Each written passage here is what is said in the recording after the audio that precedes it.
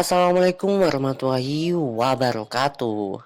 Nah, gimana nih teman-teman kabarnya? Semoga baik-baik saja ya.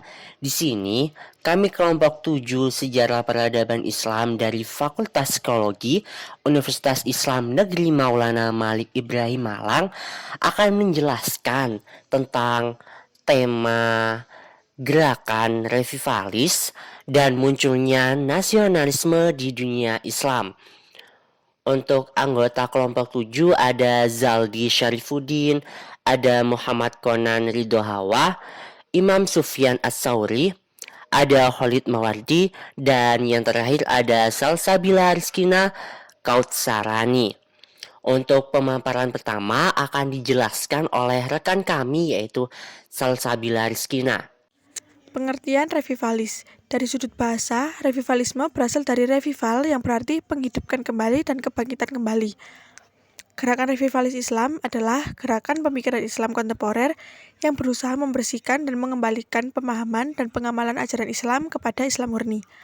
Fazlur Rahman 1919 sampai 1998, seorang pemikir Islam kontemporer. Beliau memetakan perkembangan pemikiran pembaharuan dalam Islam membagi dalam beberapa bentuk tipologi. Yang pertama adalah revivalis pramodernis, muncul pada abad ke-18 dan 19 di Arabia, India, dan Pakistan. Yang kedua, modernis klasik, muncul pada pertengahan abad ke-19 dan awal abad ke-20 di bawah pengaruh ide-ide barat. Yang ketiga, revivalisme pasca modernis, kemunculannya merupakan reaksi dari gerakan sebelumnya. Dan yang terakhir, keempat, neomodernis, berawal pada era 70-an menjadi babak baru pemikiran Islam. Yang selanjutnya adalah pengaruh gerakan revivalisme. Gerakan revivalisme memiliki pengaruh yang signifikan dalam sejarah Islam di Indonesia. Gerakan ini mempengaruhi pemikiran dan tindakan umat Islam di Indonesia, terutama dalam hal pemahaman dan praktik agama. Oke, selanjutnya perkembangan gerakan revivalisme. Revivalisme Haraki cenderung bersikap politis dan terorganisir, memberikan inspirasi ideologis kepada gerakan semacam PKS di Indonesia, Partai Reva, kemudian Keadilan di Turki, dan VLS di Al-Azhar. Selanjutnya, revivalisme Da'awi bersifat non-politis dan tak terorganisir, diikuti belakangan oleh para tokoh Salafi di Indonesia yang muncul sekitar tahun 80-an. Konflik antara tradisi dan gerakan revivalisme. Konflik antara tradisi dan gerakan revivalisme mencerminkan pertentangan antara dua pendekatan terhadap nilai-nilai, norma-norma, dan praktik-praktik budaya. Tradisi memicu pada warisan budaya yang diwariskan dari generasi ke generasi. Sementara gerakan revivalisme cenderung mencoba menghidupkan kembali atau mengembalikan nilai-nilai tradisional dalam suatu budaya. Selanjutnya, dimensi konflik. Dalam dimensi konflik ini ada beberapa bagian. Yang pertama, perubahan dan kepemeliharaan. Yang kedua, ketegangan inovasi dan konservatisme. Yang ketiga, identitas dan modernitas. Yang keempat, resistensi perubahan dan adaptasi. Yang kelima, konflik ideologis. Selanjutnya akan disampaikan oleh rekan saya. Selanjutnya saya akan menjelaskan tentang gerakan Islam transnasional. Gerakan Islam transnasional adalah gerakan Islam yang tidak hanya bergerak dalam satu negara saja, tetapi juga bergerak di banyak negara atau bisa disebut internasional. Yang pertama, Ikhwanul Muslimin. Ikhwanul Muslimin juga dikenal sebagai Ikhwani atau Ikhwan, adalah gerakan yang didirikan di Mesir pada tahun 1928 oleh Hasan al-Banna. Ikhwanul Muslimin adalah organisasi Islam yang aktif di berbagai negara dan memiliki dampak signifikan di seluruh dunia muslim. Yang kedua, Hizbut Tahrir. Hizbut Tahrir didirikan oleh Taqiyuddin An-Nabhani pada tahun 1953. Hizbut Tahrir adalah organisasi pan-Islam yang menegakkan pembentukan kembali khilafah atau negara Islam dan menerapkan hukum syariah. Meskipun terlarang di beberapa negara, kelompok ini tetap aktif di banyak tempat, termasuk di beberapa negara Eropa dan Asia. Kemudian ada Tablighi Jamaat. Gerakan ini didirikan oleh Ilyas bin Muhammad Ismail Kanhadawi Dihlawi di India pada tahun 1926 dan berfokus pada dakwah dan penyadaran spiritual.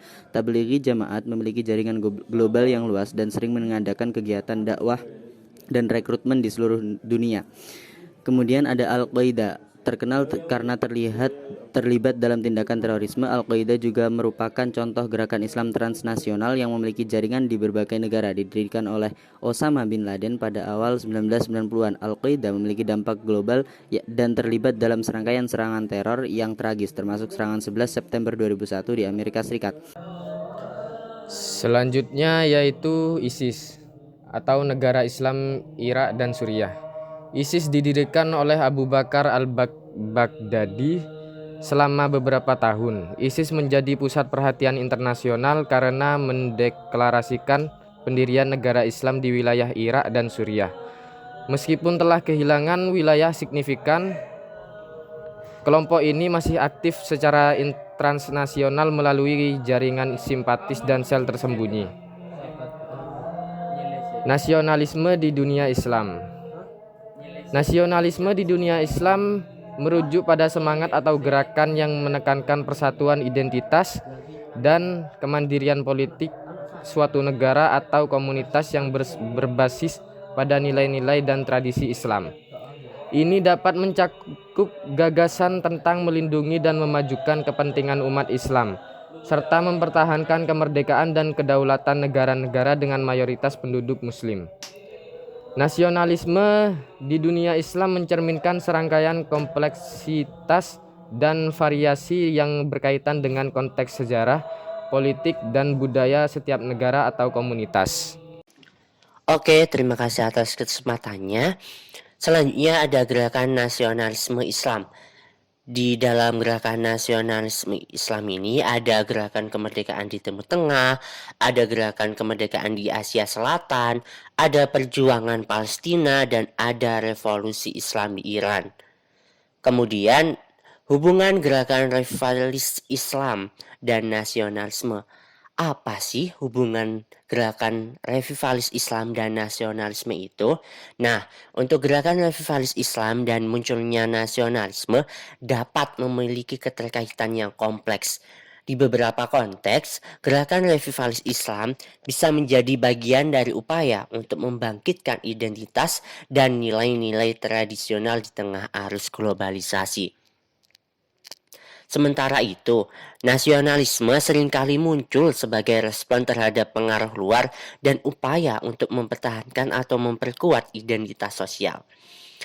Gerakan revivalis Islam dan nasionalisme telah memainkan peran sentral dalam sejarah banyak negara, membentuk dinamika sosial, politik, dan budaya.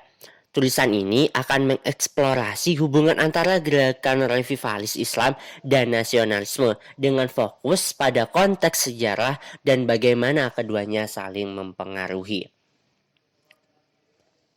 Kemudian ada dinamika hubungan revivalis Islam dengan nasionalisme.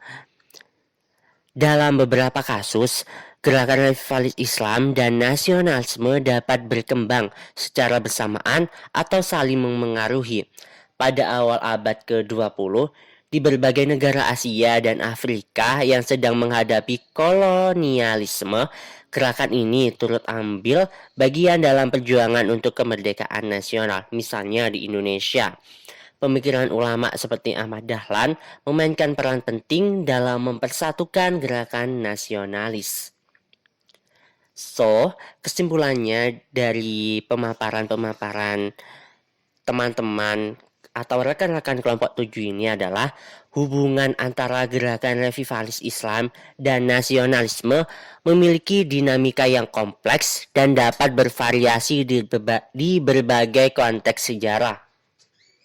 Sementara dalam beberapa kasus, gerakan ini mendukung dan memperkuat nasionalisme. Di tempat lain, konflik antara identitas keagamaan dan nasional dapat muncul. Pemahaman ini lebih lanjut terhadap hubungan ini dapat memberikan wawasan yang lebih baik tentang perjalanan sejarah dan dinamika sosial di berbagai masyarakat. Nah, gimana nih teman-teman? Apa sudah lebih paham tentang tema yang tadi dijelaskan? Semoga bisa diambil manfaatnya ya. Dan mohon maaf bila ada salah kata atau pengucapan dalam presentasi kali ini. Sebelum saya mengakhiri presentasi, saya ada pantun nih teman-teman. Di jalan ada bunga melati.